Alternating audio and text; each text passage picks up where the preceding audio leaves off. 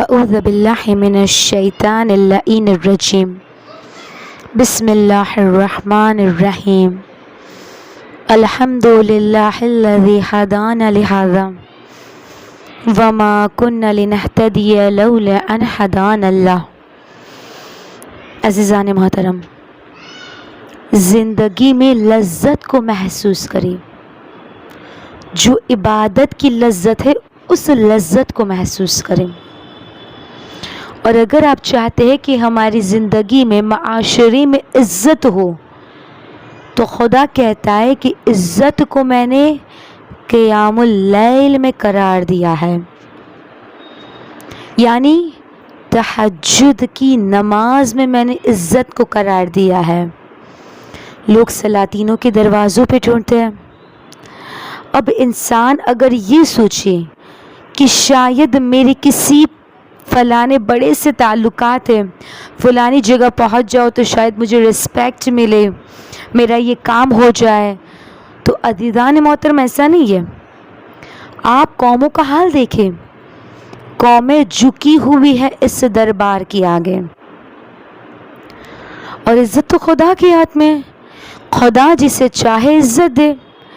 اب خدا اگر چاہے کسی کو عطا کرنا، حدیث ہے، چھٹی امام ارشاد فرماتے ہیں کہ خداوند عالم اپنے عزت و جلال کی قسم کھا کے کہتا ہے، کیا کہتا ہے خدا؟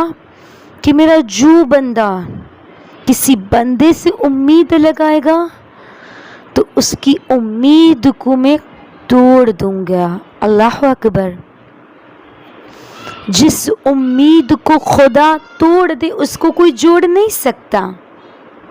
پروردگار کہتا ہے جو بندہ مجھے چھوڑ کے کسی بندے سے مانگے گا، کسی بندے سے امید لگائے گا، اس کے آگے ہاتھ پھیلائے گا، اس کی امید کو میں توڑ دوں گا۔ اور پھر خدا کہتا ہے جو بندہ ساری دنیا کو چھوڑ کے مجھ سے مانگے گا تو جہاں سے راستہ نہ بنتا ہوگا میں وہاں سے اس کے لیے راستہ بنا دوں گا۔ عزیزان محترم، یہ حدیث ہے، خدا کہتا ہے مجھ سے مانگو۔ اب اگر خدا چاہے کسی کو عطا کرنا اور پوری دنیا اسے حاصل نہ کرنے دے، مگر خدا پھر بھی اسے عطا کرتا ہے۔ اور اگر پوری دنیا کسی کو کچھ دینا چاہے اور خدا نہ چاہے تو کوئی کچھ نہیں کر سکتا۔ عزیزان محترم، عزت اسی کے ہاتھ میں ہے۔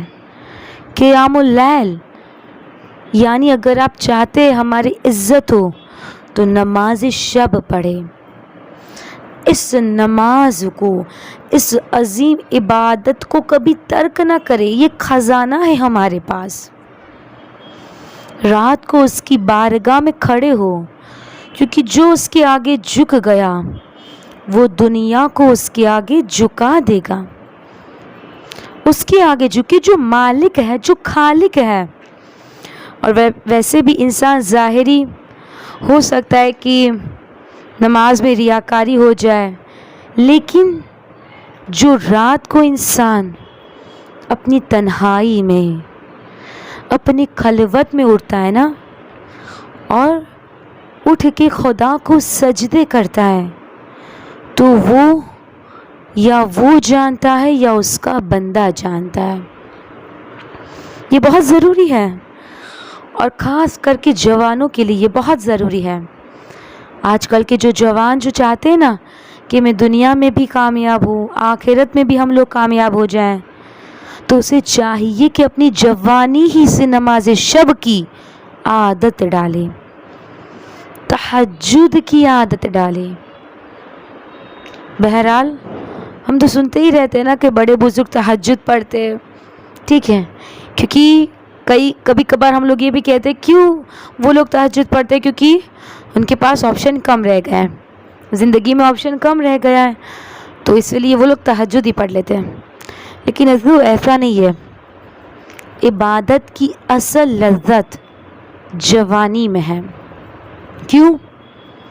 کیونکہ اس وقت کئی اور لذتیں موجود ہوتی ہیں، کئی اور لذتیں موجود ہوتی ہے، مگر اگر آپ ان لذتوں کو ترک کریں، ان پہ کنٹرول کریں اور خدا کی بارگاہ میں سجدہ ریز ہو جائیں تو اس سے بڑی لذت کوئی نہیں ہے۔ یہی لذت آپ کے وجود کو پاک کرتی ہے۔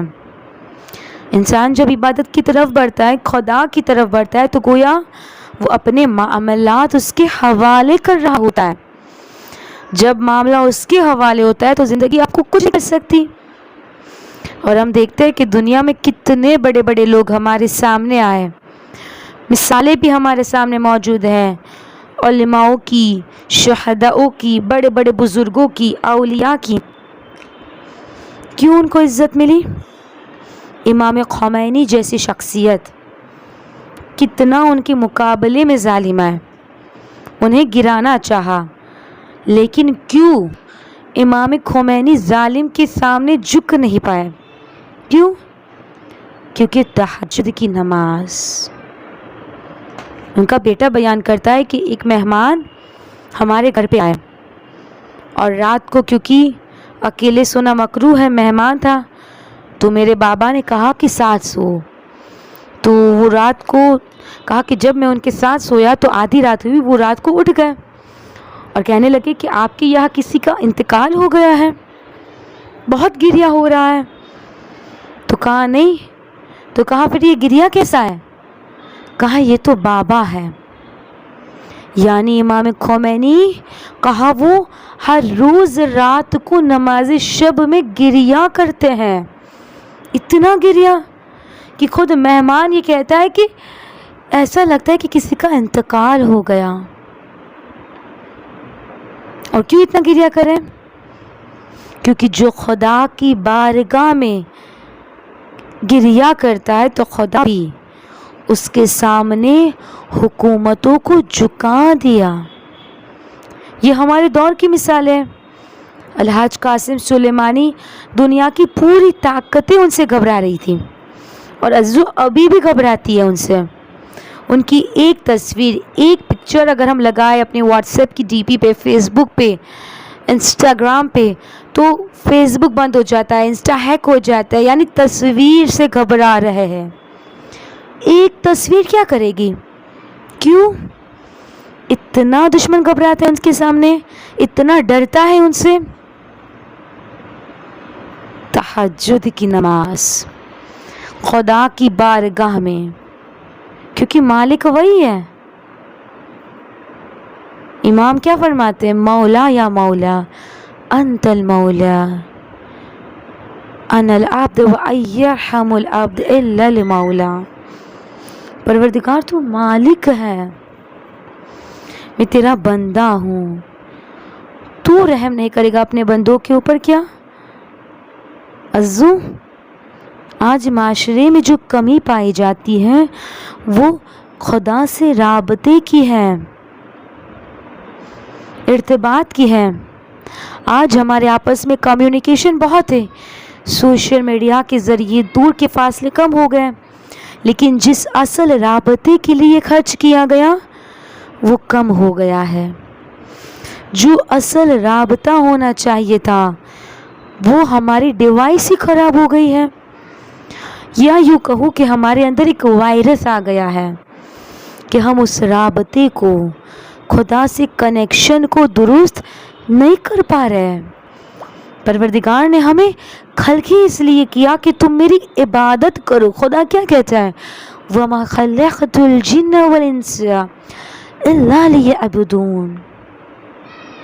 میں نے تمہیں خلق ہی نہیں کیا سوائے اس کے کہ تم میری عبادت کرو۔ لیکن یہ مقام ملے گا کیسے کہ خدا ہمیں اتنی عزت دے؟ عزیزو راوی کہتا ہے مدینے میں قحط تھا اور لوگ بارش کے لیے نمازیں پڑھ رہے تھے، دعائیں مانگ رہے تھے، تو راوی کہتا ہے کہ میں نے دیکھا کہ ایک سیاہ پوش کالا حبشی اپنے رخسار کو خاک پہ رکھے خدا کی بارگاہ میں کہہ رہا ہے پروردگار اگر تو نے بارش نہیں بھیجی تو میں اپنے رخساروں کو نہیں اٹھاؤں گا۔ راوی کہتا ہے کہ اس کی دعا پوری ہی نہیں ہوئی تھی کہ بارش شروع ہوئی۔ کہا میں اس کے پیچھے پیچھے گیا کہ کون ہے یہ غلام کہ اتنی جلدی، یعنی اس کی دعا میں اتنا اثر ہے، کس کا غلام ہے؟ کہا کہ میں نے دیکھا کہ وہ محلہ بنی ہاشم میں داخل ہوا اور چھٹے امام کی گھوڑوں کو پالنے والا غلام تھا، یعنی عزو عبد کی تربیت ہو رہی ہے۔ ہم اپنی زندگی میں دیکھیں عزیزان محترم، ہم عبد کتنے اچھے ہیں، یا یوں کہوں کہ عبد ہے بھی یا نہیں، بندے ہیں یا نہیں ہیں۔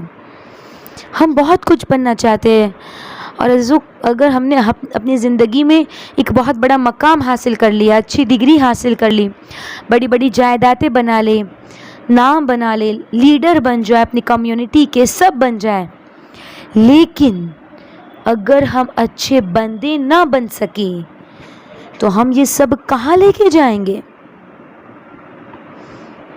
آیت اللہ العظمیٰ بہجت، ان کی قبر پہ آپ نے دیکھا ہے، جو لوگ گئے وہ جانتے ہیں کیا لکھا ہے؟ عبد، عبد یعنی بندہ، یعنی کوئی اور ڈیسگنیشن کی ضرورت ہی نہیں ہے، یعنی اس ڈیسگنیشن کو ڈھونڈے، اس مقام کو ڈھونڈے، اور اس کے لیے ہمیں اپنی خلوت میں سجدے کرنے پڑیں گے، ہمیں اپنے آپ کی خواہشات پہ کنٹرول کرنا پڑے گا، اس جوانی کو ایسے گزارنا پڑے گا کہ جیسے اس رب نے چاہا ہے۔ اگر ہم عزت چاہتے ہیں تو قیام اللیل کریں، کھڑے ہو رات کو، سلاطینوں کے دروازوں پہ نہیں ڈھونڈے۔ وآخر دعوانا ان الحمد للہ رب العالمین۔